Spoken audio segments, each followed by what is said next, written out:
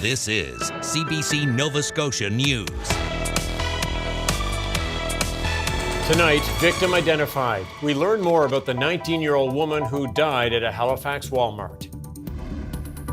Mall stabbing case. Another accused tries to plead guilty to a lesser charge.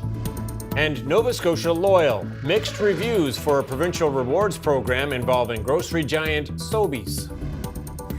Drier conditions for southern and western areas, heavy rain across eastern Nova Scotia, and I think windy across the province. Your full forecast is just ahead. Good evening. It is a story that's been disturbing from the start. Now we have new details about the 19-year-old employee who died in a Halifax Walmart bakery oven on Saturday. But again, we want to warn you, there are parts of this story that viewers may find upsetting. A Sikh organization in Halifax says the woman's body was discovered by her mother, who was also an employee at the store. The Maritime Sikh Society has identified the victim as Gursimran Kaur. An online fundraising page organized by the Society describes Kaur as a young, beautiful girl who came to Canada with big dreams. She and her mother are originally from India. The Society says Kaur's mother allowed for some information to be shared on the GoFundMe page. The page says she became frantic after her daughter stopped answering her phone during her shift. The mother eventually opened the bakery oven at the store and found her daughter's body. The fundraiser has now amassed over $148,000. Among other things, that money will be used to bring Kaur's father and brother from India to Nova Scotia for the funeral. The community is pretty shaken by the whole thing, whatever happened there. And the immediate family is really in a deep shock, So I would say generally the community is pretty, moved by the whole incident. A spokeswoman from Walmart said the company has no further comment on the matter as a criminal investigation is still underway. Halifax police have said they are still determining the cause and manner of the young woman's death. They said today that they have no new information to share with the public. There are new developments tonight in the case of the deadly stabbing at the Halifax shopping centre back in April. One of the 4 teenagers accused in the killing tried to change his plea during an appearance in youth court this afternoon. But as Blair Rhodes reports, things didn't go quite as the lawyers had planned. All 4 accused were initially charged with second-degree murder for a stabbing incident in a parking garage at the mall. A 16-year-old boy was stabbed and died later in hospital. The original plan was for all 4 accused to be tried together, but that all started to unravel even before today's court appearance. One of the accused, who was 16 at the time, got permission to separate his trial from the other 3. And 2 weeks ago, the only girl facing the murder charge pleaded guilty to the lesser charge of manslaughter. That's what another of the accused wanted to do today, change his plea to guilty of manslaughter. But Judge Alonzo Wright refused to accept the plea because the lawyers were not prepared to provide the facts backing up the boy's decision. The lawyers told Judge Wright that there is an agreed statement of facts that the teen has signed off on, but the lawyers for one of the other accused, one who's still facing a murder trial, wants a publication ban imposed to prevent any of those facts from getting out before the trial. Arguments on the publication ban are set for next Wednesday. That's also when the teen will make another attempt to plead guilty to manslaughter. Blair Rhodes, CBC News, Halifax. Nova Scotia's premier is downplaying allegations of a privacy breach made by the Liberals. Earlier today, the Liberals issued a news release that accused former Liberal MLA Fred Tilley of accessing and misappropriating files. The party says they have contacted the RCMP and Elections Nova Scotia. The Liberals say the breach was committed just days before Tilley crossed the floor to the governing Tories this week. Obviously, I've just learned about this. It's not something. We'll talk to the team. If the RCMP is involved, that's fantastic. They're a wonderful organization. I'm sure they'll do their job. This is another stunt from a desperate party and party leader. Liberal leader Zach Churchill is criticizing the premier's dismissal. The premier took thefts seriously when it was in his own riding association, when money was stolen from him. He gave us hell for not reporting theft of money in our party soon enough to the RCMP. And now that there's theft of people's personal data, he's going to brush it off. That's incredibly hypocritical. This is a serious issue. People are not allowed to steal voters' personal identifiers or their information. CBC was not able to immediately reach Tilley for comment. And we have an update now on the theft Zach Churchill was just mentioning involving Houston's Riding Association. Police in New Glasgow have charged a woman with fraud after thousands of dollars went missing from the bank account for the Pictou East Progressive Conservative Association. New Glasgow Regional Police said in a news release today that the offences occurred over the last 8 years. Police say the volunteer, who was the treasurer, was withdrawing funds from the association's account. The 44-year-old woman was arrested and is charged with both theft and fraud over $5,000, as well as uttering a forged document. The Premier said earlier this month that he felt betrayed and devastated for the volunteers.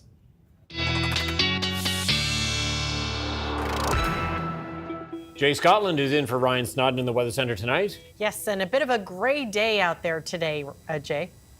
Yeah, we have some wet weather on the way tonight for much of the province. Very soggy conditions for eastern areas, certainly coastal areas into Cape Breton. This is where you could be looking at 40 to 60, over 70 millimeters of rain possible. The remnants of Oscar will be tracking offshore, but wrapping in a very blustery north wind, gusty for many areas, as well as some rain for eastern areas, very heavy. We'll go over the advisories. We'll talk about those potential rainfall amounts coming up in just a bit. As for what you can expect tonight in the HRM, the wind will be picking up from the north to northeast. Showers will be possible this evening, overnight. Good chance they could linger into the morning hours. Now, for areas east of Halifax, this is where you're likely to see that wet weather persisting through the afternoon. Otherwise, a gradual clearing trend for more central and western parts of the province. But that wind from the north-northwest, sustained 30, gusting 60 or higher. We could even see gusts topping 70 in some areas. Tom and Amy. Okay, Jay, we'll talk a little later. All right, thanks for that, Jay. If you've been in a Sobeys store or NSLC lately, you might have noticed more signs promoting Nova Scotia products. It's part of a government program called Nova Scotia Loyal. And as our consumer affairs reporter Angela McIver tells us, it comes with some controversy. A provincial rewards program designed to encourage Nova Scotians to buy local is getting mixed reviews, primarily for its decision to give Sobeys nearly $1 million to boost its Scene Plus program. Shoppers who use this loyalty card on certain local products 1 week a month get extra points. There's a similar program with Air Miles through the Nova Scotia Liquor Corporation.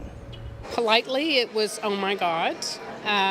It's infuriating. As a meat producer and vendor at the Lunenburg Farmers Market, Shelley McDermott says she can't understand why the province gave a key stake to a grocery giant and not create a program directly with local businesses. I just really felt that local should be local. The $6 million Nova Scotia Loyal program was a campaign promise by Tim Houston in 2021. At the time, he proposed a loyalty card in an effort to boost demand for Nova Scotia products by 10%. Then in June of 2022, Premier Houston held a photo op at Masstown Market, where he announced the province would be doing a survey of consumer habits with independent stores, farmers markets, and big box retailers. At the time, the owner of Masstown Market smiled for the camera. Now he admits he always thought a universal rewards program was an impossible task. To have a program that identifies all the local Nova Scotia products and to be able to track those purchases and reward customers at all the different places they can buy them in the province, I'm sorry, that's a really, really hard thing to do. Sobeys declined an interview, but in an email statement, a spokesperson said there are more than 2,000 Nova Scotia products in Sobeys stores. Connecticut Craft Beverages recently got its non-alcoholic drinks into the grocery chain. Co-founder Dan Schrader says it's been a major boost. It helps us with listing fees and stuff as a small business and allows us to get in the bigger players to grow the business. So, yeah, definitely love the program. Another aspect of the Nova Scotia Loyal program is the $10 vouchers handed out to school-aged children last June to redeem at farmers markets. Vendors say that has been positive. Angela McIver, CBC News, Lunenburg. Nearly 100 families are scrambling after a daycare in Dartmouth has been forced to close due to a break-in last week. It was vandalized and will remain closed for up to 2 months while repairs are underway. The daycare is licensed for 98 children from infants to preschoolers. Our Selena Alders has the latest on this story. Parents who bring their children to this daycare on Woodlawn Road need to find new childcare. It comes after the business was vandalized. Although police aren't saying much, parents tell CBC that someone broke into the building, plugged the drains, turned on all the taps, and flooded the place. It may not reopen for a couple months. I can't fathom who would do this to a daycare. I can only assume that they must not have recognized how many people would be affected, whether it's, the kids and their parents and their families and the workers and the school. Caitlin Regan's daughter has been going to the daycare since the beginning of October. If the damage isn't fixed before the estimated 6 to 8 week repair time, she may have to extend her maternity leave. She knows the chances of finding another childcare spot right now are slim to none. In an overburdened system, to expect it to absorb 90 families organically, I think it's probably not going to happen. So, Kirsten Murphy's 2 sons have been staying with her mother in Pictou all week while she and her partner work full-time. Just trying to balance, the need to be there for our kids during this time when their regular care is not available, but then also balance, the demands of our jobs and, our life in general has been really stressful and overwhelming. She says her family sees the growing place as a second home to her children. It felt like perhaps, our own personal spaces had been broken into and vandalized as well. The daycare's owner declined an interview, but tells CBC he's working to get the center open as quickly as possible. The Department of Education says it's working with the provider and staff to find a short-term solution for families in the meantime. Selena Alders, CBC News, Dartmouth. The tiny home community being developed to address homelessness in Lower Sackville is a step closer to opening. It's expected to welcome its first residents within the next couple of weeks. The province invited media to take a look at the project today, and the CBC's Gareth Hampshire got to take a peek inside the new units. This is the first tiny home community in Nova Scotia, built to help with the province's homeless and housing crisis. It used to be a baseball field before people set up tents, and it became one of a growing number of encampments last year. Now it's transformed. It's going to change lives, right? And that's what's so wonderful and exciting about this. The 60 units here will provide supportive housing for up to 70 people.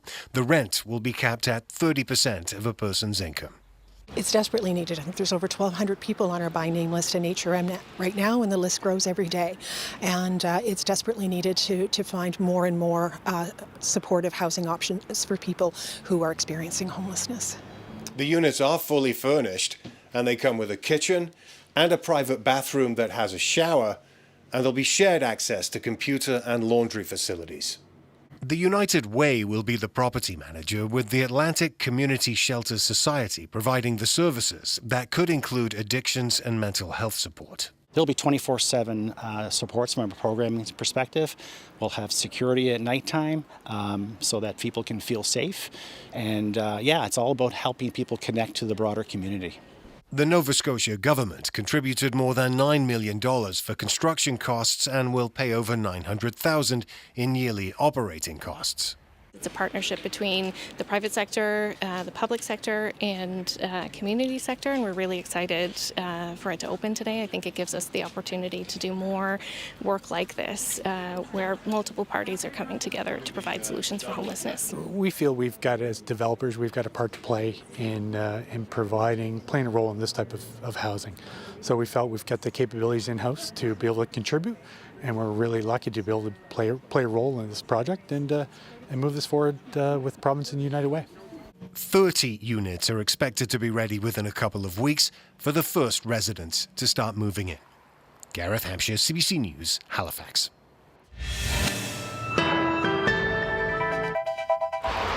That's quite a crowd. Happy looking gang, isn't it? Yeah. Yeah, the pumpkin people down in the valley, they look great. Yeah. Gotta get a pumpkin. That's a good reminder. Go get your pumpkin soon. And carve it. All right, Jay is up next with full weather forecast. We'll see you in a bit.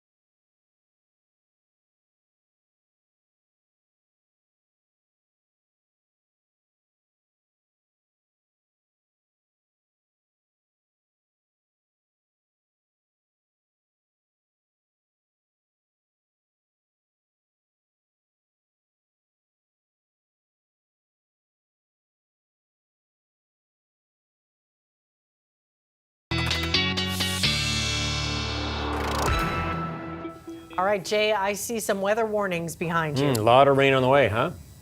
Yeah, and it's really going to be almost two different types of weather across the province tomorrow. We have a big ridge of high pressure that is to our west, and that will mean maybe a return to some sunnier conditions for the South Shore region, for example, and the valley.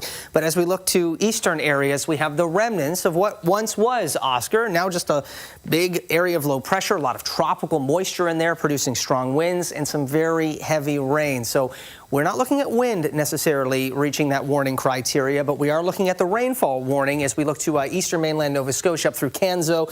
You can see as we look Sydney, Metro, eastern, essentially coastal Cape Breton along the Atlantic side. This is where you will be looking at that rainfall anywhere from 40 millimeters to amounts locally over 70 millimeters possible. That's in addition to a very strong north to northeasterly wind. Now, as we look to Victoria County, you're looking at less rainfall, but amounts near 50 millimeters possible. So 30 to just under 50. And if this jogs a little bit further to the west, just know that that heavier rain has the potential to move a little further west and north as well. But at the moment, those are the areas where we are looking at that rainfall warning, that special weather statement also in effect. And we can see not too much in terms of that rain with the latest guidance for Halifax. But as you move east and move to the north, starting to see those amounts 20 over 40. And yeah, parts of eastern Cape Breton could see those amounts locally topping 70 millimeters of rain. So that could result in some washed out roads, water pooling, water ponding. If you have a basement that is prone to taking on water, you may want to keep an eye on things there as well. And just be mindful with that strong wind,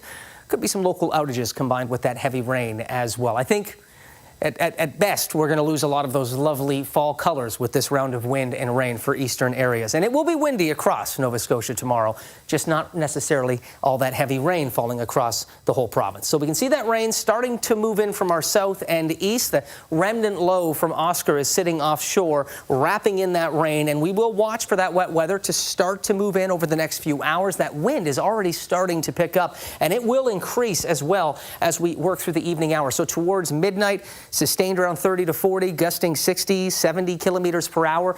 Exposed areas, coastal areas could see gusts even well beyond that. So watch for that strong wind. Eastern half of the province really dealing with that heavy rain. Barely a drop, maybe even no rain as we look to more western areas. And then as we move into your Friday morning, we're going to see that wet weather sliding east with the latest guidance. There's a chance this could linger a little longer if it tracks further west, but likely moving east of Halifax through the early morning hours. Strong north wind, though, and we'll watch for that rain to continue to fall heavy at times for eastern areas, certainly as we look up into Cape Breton. Moving into the afternoon and evening, that rain does begin to taper off as that area of low pressure brings that heavy rain to Newfoundland. So we'll be looking at tapering off into Friday evening. That wind will be easing as well into Saturday, and we'll see a mix of sun and clouds, so some calmer weather conditions returning as we edge into the weekend. So let's take a look at what we can expect through the overnight hours tonight. The heaviest of the rain will be for eastern areas, certainly where we have those advisories in effect. Likely just cloudy conditions with a very slight chance of a shower as we look towards Yarmouth, for example, down into the South Shore region. Temperatures anywhere from 7 to around 11, 12 degrees tonight. Big range, but it all depends on how much of that tropical moisture and that strong wind you'll be seeing. So where we're seeing the worst weather, we could be looking at some of our milder temperatures tonight. As we look to tomorrow, it's really two different kinds of weather here, but windy across the board. Back to sunnier conditions for more southern and western areas, clearing through the morning hours, and maybe breaks of sunshine returning in the afternoon for the HRM, but that heavy rain continuing through much of the day, not likely winding down until we get into the evening hours on Friday as we look to Cape Breton, certainly eastern Cape Breton. So here's a look at the next few days. Just know that that sunshine, more abundant for the South Shore, not likely to see any sunshine tomorrow for more eastern areas, and that rain will be heavier and that wind will last longer for you in eastern areas. Sun-cloud mix, not a bad one for your Saturday. A little bit cooler on Sunday, and there is a chance for late day precipitation. Some areas could even see a few flakes mixing in as well, with those overnight temperatures dipping down. And at the moment, Halloween, still time for change here, could be a very warm one with that high of 17. Like the sound of that. That does sound good. Okay, thanks, Jay.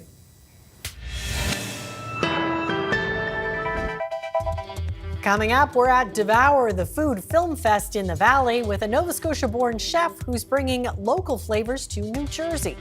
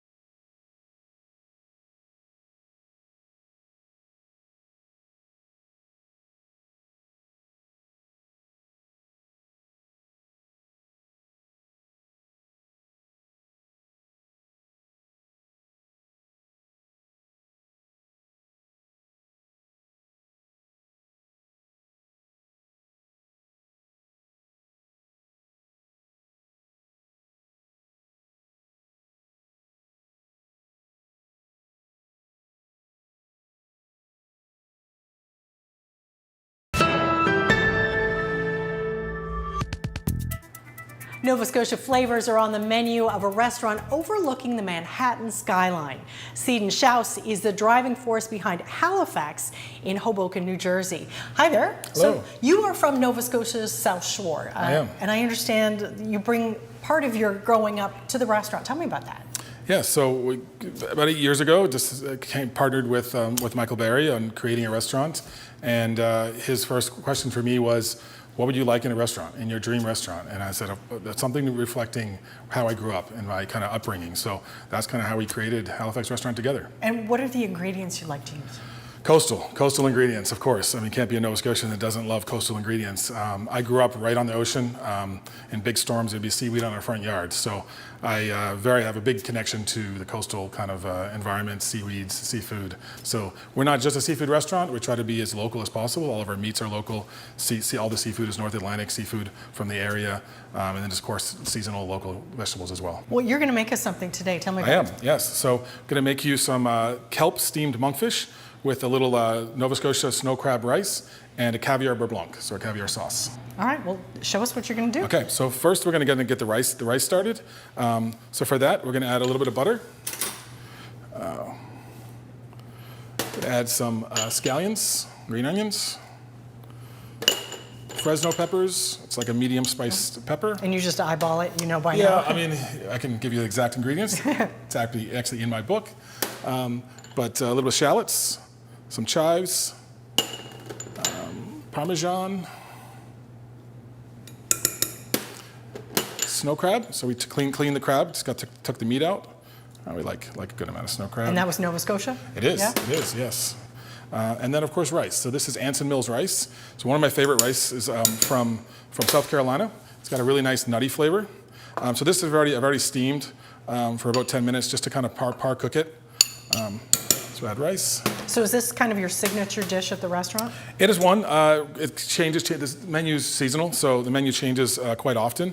So it's right this minute it's on the menu, but it will be at certain times of the year.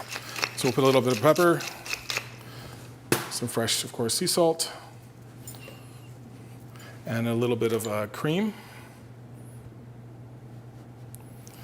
And then we're going to use a little bit of fish stock. We're going to turn it on just to kind of slowly warm up.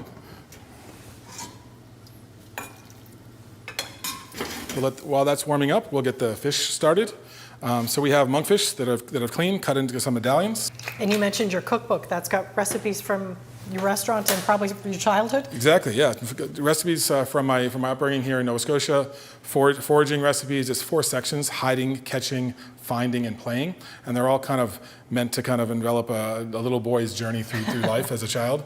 So all the recipes kind of pair with those kind of separate areas. So we've got some Nova Scotia seaweed, some kelp inside of a steamer. So I'm going to then take a piece of kelp on the bottom, piece of kelp on the top, so you get all the flavor while it's steaming. And then we'll just cover it for about 6 to 7 minutes until it's cooked. So now we're going to start the sauce while this is steaming, while the rice is warming up. We're going to make the butter sauce. So we're basically making a beurre monté, which is basically just melted butter. You can't go wrong with that. I have a little bit of water in the pot. Okay. I'm going to turn the pot on. When that gets hot, we're going to start adding a little bit of butter. And then we're going to add some trout caviar and some Osetra caviar. So would that be from sturgeon? It is. Okay. Yeah, Okay. Sturgeon caviar. And what's the taste difference between those two? They're both salty, so most caviars are salty, but the sturgeon is much more nutty, kind of rich texture. The trout caviar is probably my second favorite caviar because it has a nice little pop, really good salinity. It almost has it's not smoked, but it almost has a smoky kind of component to it, and it has a really nice kind of much more textural than it kind of. Yeah, they're quite a bit bigger. They are, but I find I like trout much better than salmon caviar. Salmon caviar can be a little fishy sometimes; it's a little strong, so I typically use the trout caviar. So now that we have the water heating up. Once it's mostly melted, I'll pull it off, continue to stir so it doesn't get too hot. If it gets too hot, it could separate. So let that cool down a little bit. Just a little bit of lemon juice. We'll add some salt, some pepper,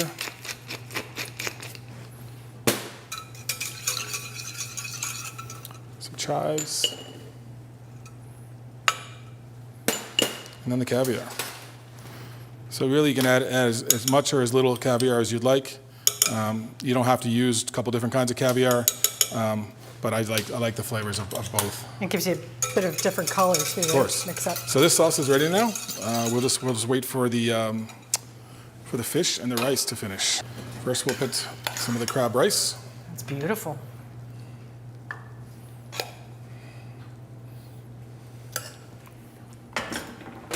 And we'll grab some of the steamed monkfish.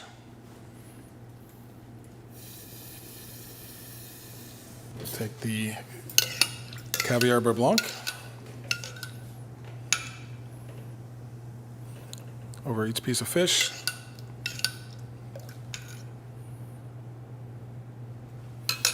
And then we'll finish with a little bit of lemon zest and sea beans. And then we'll finish with a little bit of smoked paprika oil. Adds a touch of smokiness, and of course a nice little color as well. Fantastic. And here we have it. All right. Let's dig in. It's so pretty, I almost hate to mess it up. Almost. Mmm. The texture in the monkfish. That is delicious. Welcome home, and thank you very much for sharing this. Thank you, Amy.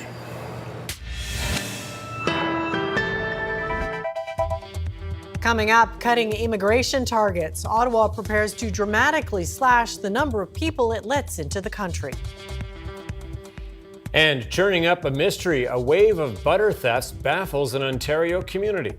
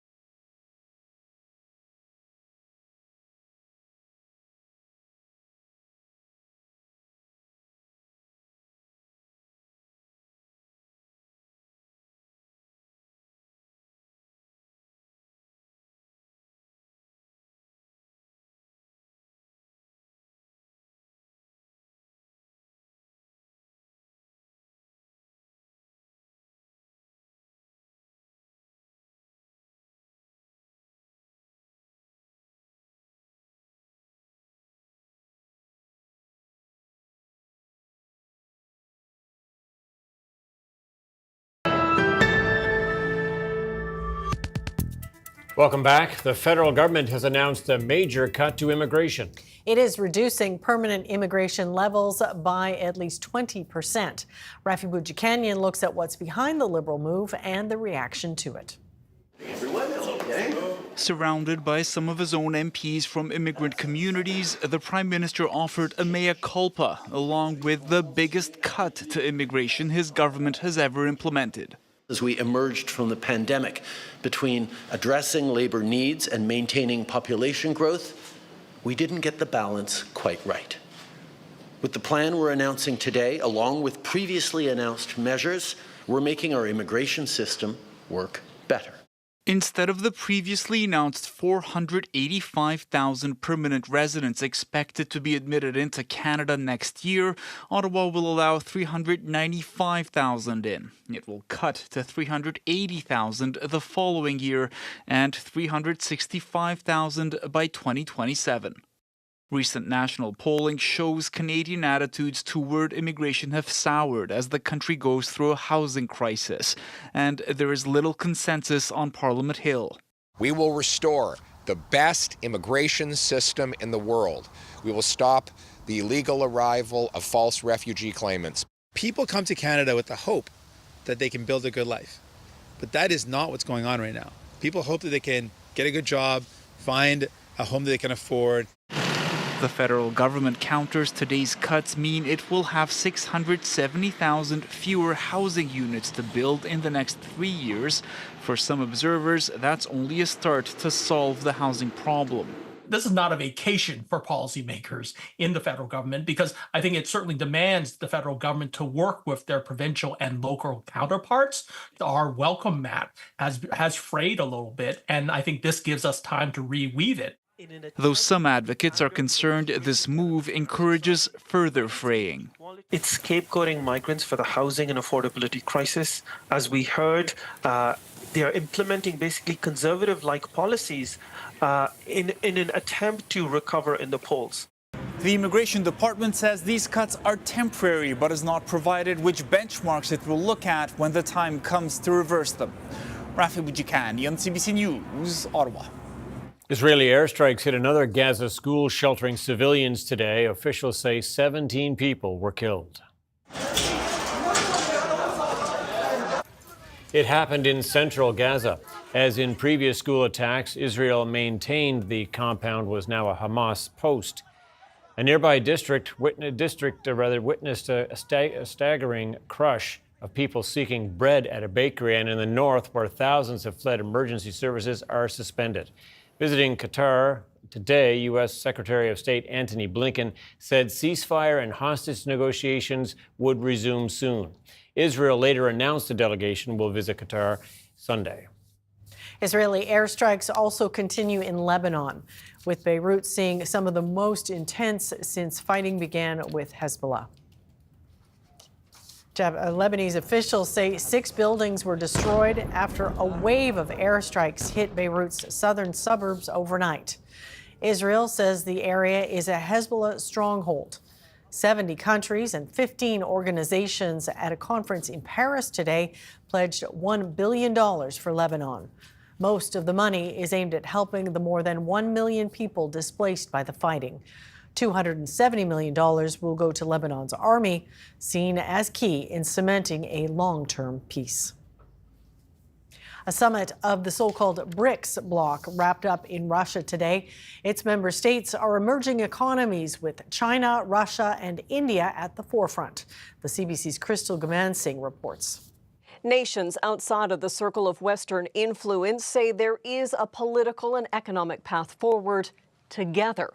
Russia chaired this year's BRICS summit, and on the final day, President Vladimir Putin accused outside forces of using Ukraine to create strategic threats to Russia.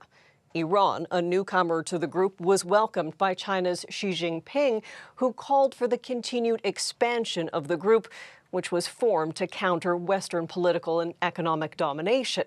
Leaders gathered in Kazan pledged to deepen partnerships, but no concrete steps came from the summit on a joint currency to counter reliance on the U.S. dollar or a replacement to the international payment system SWIFT. topics that have been on multiple BRICS agendas. But with China, India, Iran, the UAE, Brazil, Nigeria, and many others standing with Putin, it is a projection of a united and growing bloc of nations determined to change the balance of power. The UN Secretary General Antonio Guterres was criticized for attending the summit hosted by a man wanted by the International Criminal Court for possible war crimes. Guterres used the summit to call for peace in Ukraine, Sudan, Lebanon, and Gaza. We need peace in Ukraine, a just peace in line with UN Charter, international law, and General Assembly resolutions. Now, Putin raised the issue of the UN Security Council, which it is a permanent member, saying more voices are needed around the table, specifically those from Latin American, Asian, and African nations, a nod to those in the room standing with him. Crystal Gamansing, CBC News, London. A snapshot today of the Canadian healthcare system. The Canadian Institute for Health Information has released its report card on how provinces are doing in providing access to care. As Jennifer Yoon reports, the results are a bit of a surprise. A key finding from this report, most Canadian adults have access to a regular healthcare provider, 83% to be precise. That's a number that's a pleasant surprise, even for the folks who compiled this data, the Canadian Institute for Health Information, or CIHI. The one thing that surprised me was the number of people who said that they had access to a regular healthcare provider. And I think most of us think having access to primary healthcare is really an important linchpin in our managing our own health services. Even with most Canadian adults able to access primary care, that still leaves 5.4 million adults without access. And access varies greatly depending on where you live, how old you are, and your sex. Here's the geographical breakdown. The 3 territories are struggling. Nunavut at 42%, Northwest Territories 59%, and Yukon 78%. Some of the Atlantic provinces are also lagging. PEI 73%, Nova Scotia 79%, Newfoundland and Labrador 78%. Another big disparity is between age groups. Young adults between 18 and 34 are the least likely to report that they had access to a regular healthcare provider. Older adults, 65 and up, most likely to report access at 92%. A higher percentage of females reported access, 87%, compared to the 79% for males. For those who can't access primary care, there can be serious consequences, like this 20-year-old who lives with several chronic illnesses. This past May, she was a year post-septic shock. She didn't have a family doctor, so it was a struggle to find care. I remember doing the wild goose chase and going to 2 or 3 hospitals over a number of days before I was actually able to get seen and supported, which is really unfortunate because that has caused a lot of frustration, mental health stress, and even times where I feel so defeated that it's my family pushing me out the door to go back to the hospital. Other findings from the report, the number of surgeries completed has rebounded to pre-pandemic levels, and centers offering integrated mental health services for young people have grown across Canada. On the other hand, electronic access to health records, we're not doing so well there. Only 39% of Canadians were able to get their information online. Jennifer Yoon, CBC News, Toronto. A CBC Go Public investigation earlier this week has struck a chord with people upset over a price hike by Rogers and a contract clause they say is misleading. Now a Rogers employee is speaking out too. Erica Johnson first broke the story and now has more on the new complaints and the new push for accountability. Carol Pickering is among a flood of Rogers customers contacting Go Public after our story about a price hike to TV services. This is not what I was expecting. When she called Rogers, she learned language in the service agreement allows the company to increase charges, even though she thought she had a guaranteed monthly price. I was pretty miffed that I wasn't told about that at the beginning. Turns out a clause says price guarantees do not apply to rental equipment like TV boxes. In email after email, Rogers customers tell Go Public it's not fair, writing, when you are retired and on a fixed income, every dollar in your pocket counts. It's a weasel way of doing business. They are acting in bad faith. And now a Rogers call center employee is speaking out, saying he's been told not to give customer refunds, to point to the clause in their contract instead. CBC News isn't using his name because he fears being fired. In an interview, he said, "It sucks. I deal with a lot of retirees and elderly people who say, I budgeted this and now it's going up." This NDP MP says telcos like Rogers, Bell and TELUS shouldn't be allowed to move the goalposts after customers agree to a monthly price. And he says the federal industry minister needs to clamp down. He has the capability to connect to Rogers and tell them to stop abusing Canadian consumers. As for Rogers, a spokesperson says most of its TV customers are not impacted by the price increase, that customers can use our free TV app without needing extra boxes and have 10 days to cancel a contract. The NDP's Brian Massey sits on the Standing Committee on Industry and Technology. He's urging the committee to request an appearance by Rogers' CEO to explain how he plans to fix the situation. Erica Johnson, CBC News, Vancouver. Tenants of a Toronto apartment building square off with their landlord in court next week. At issue is a protest the tenants staged and the landlord's response, a defamation suit. The CBC's Zach Dubinsky has the story. Signs of solidarity. Across Canada, tenants are coming together, protesting rent evictions, poor living conditions, and rent hikes. Now, some landlords are firing back with a bold move to make them stop. We see that they're going to sue us because of the protest. We were shocked. 70-year-old Mohammed Nizam lives in Toronto. No more harassment! No more harassment! He and his neighbors resorted to protesting at their landlord's cheesemaking business last year after they say their concerns were ignored. The tenant defendants have embarked. 2 months later, they were hit with a lawsuit. The landlord, Anne DeMello, claimed $200,000 in damages, said the protesters hurt her and her business's reputations and harassed her. Nizam says she's just trying to shut them up. We didn't harm anybody, we didn't damage their business. What she wants is to silence us.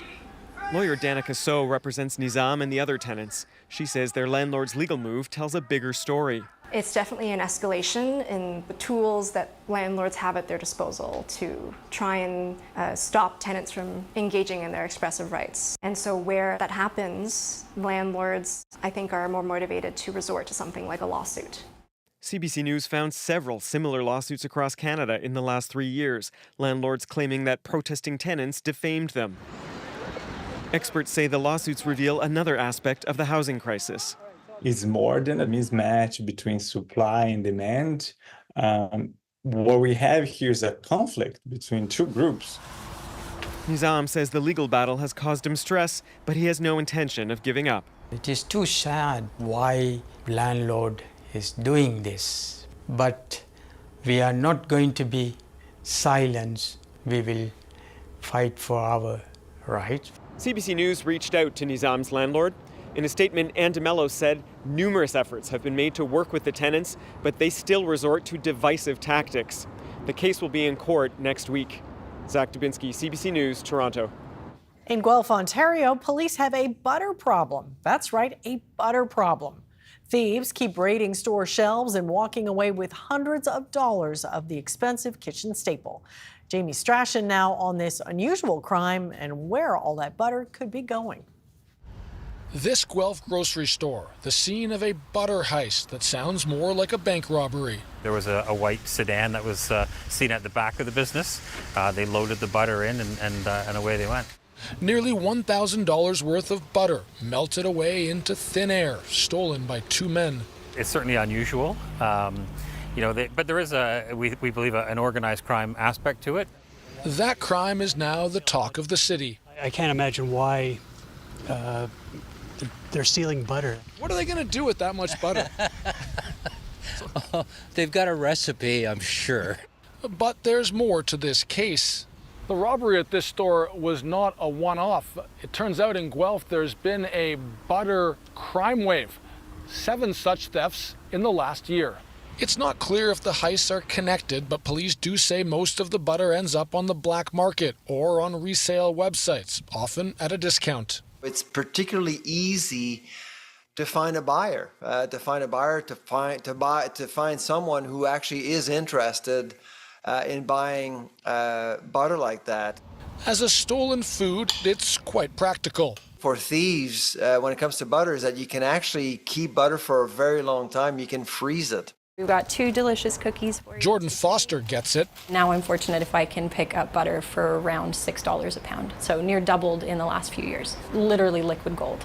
Butter is the backbone of her cookie business. She has no interest in going to the black market, but understands why some would. I could see it would be an interest to stock up, especially if you are someone that leverages or uses butter in a lot of your recipes.